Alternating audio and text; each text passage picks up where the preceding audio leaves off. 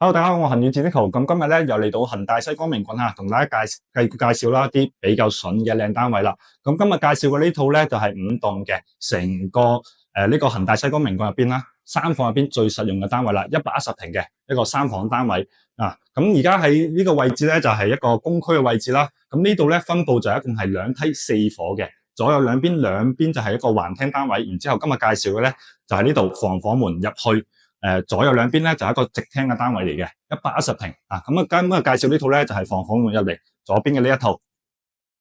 入到嚟咧俾大家睇睇，而家呢個空間咧就係我哋一個飯廳啦，加我哋一個客廳嘅位置啊。成個直廳咧個空間都係比較闊綽嘅。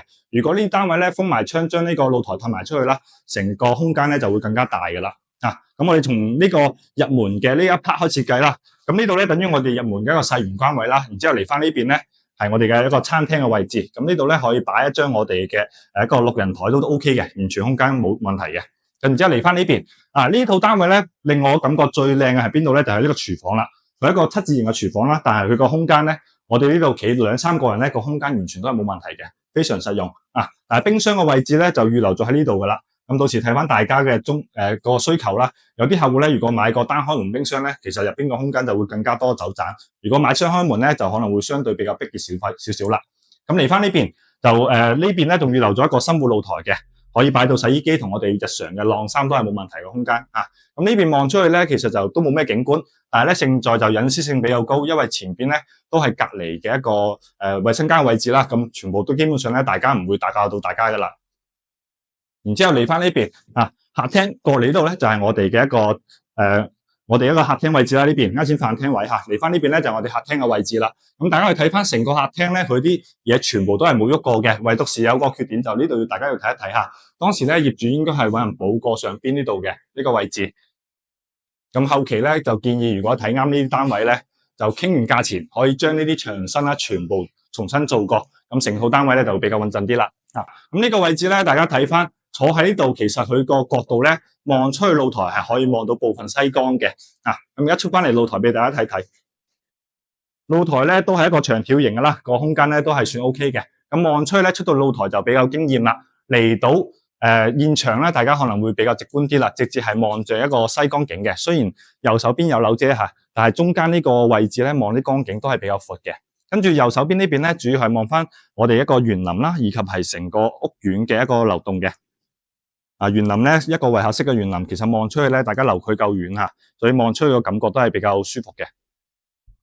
好，咁而家嚟翻呢邊就去翻我哋嘅一個休息區啦。大家睇翻啲水晶燈咧，如果係唔中意咧，好多客戶咧就會拆咗佢，重新改翻啲壁燈改翻水晶燈，呢啲費用都唔高嘅。咁入翻嚟呢邊咧就係我哋嘅休息區嘅其中一個工位啦淋浴屏包括我哋馬桶。鏡櫃全部都有嘅，呢啲全部都係業主當時收完樓之後啦，都冇正過發展商交付嘅。然之後嚟翻呢邊啦，分佈就係3間房嘅，主人房套房，等陣再介紹。咁先介紹翻我哋2間客房，由細到大咁呢間咧就相對比較細啲嘅一個客房啦，就建議大家可以做翻個榻榻米或者做一個書房。咁呢間房咧望出去景觀咧，相對隔離嗰間房咧就會有啲嘢望啦，因為呢左手邊係望到隔離棟嘅，然之後咧中間係可以望到部分江景嘅。空間唔算太大，呢間房咧建議都係攞嚟做翻一個我哋嘅工作間或者係一個我哋嘅書房都冇問題嘅。然之後嚟翻呢邊，咁呢間咧就係一個比較正規嘅一個客房啦，可以滿足到我哋擺張米半床做埋衣櫃都 OK 嘅。但係咧缺點就係望出去個景觀啦，相對會比較爭翻少少啦，都係望翻我哋下邊嘅園林啦，包括係對面嘅流動嘅。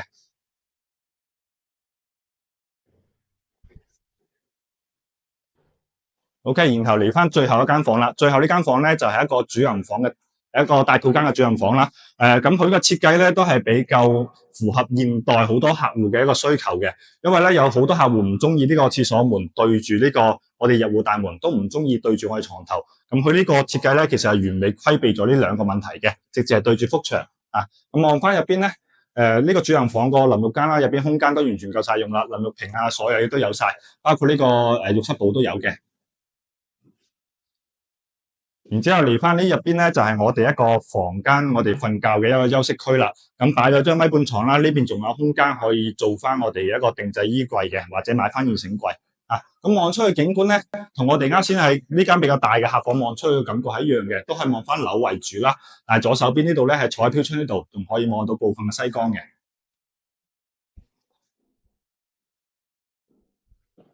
OK，咁今次介紹嘅呢套單位咧，就係恒大西江名郡嘅一個高樓層嘅110平方嘅單位啦，3房2廳2衛。咁業主嘅賣價咧就係48萬嘅。大家如果有興趣咧，都可以私信我哋或者嚟現場咧去實地考察下，睇下啱啱自己。如果有興趣咧，嚟到現場都可以同大家去磨一磨價嘅。OK，咁今日介紹嘅呢套單位咧就到呢度啦。我哋下期有咩單位再介紹俾大家，我哋下期再見，拜拜。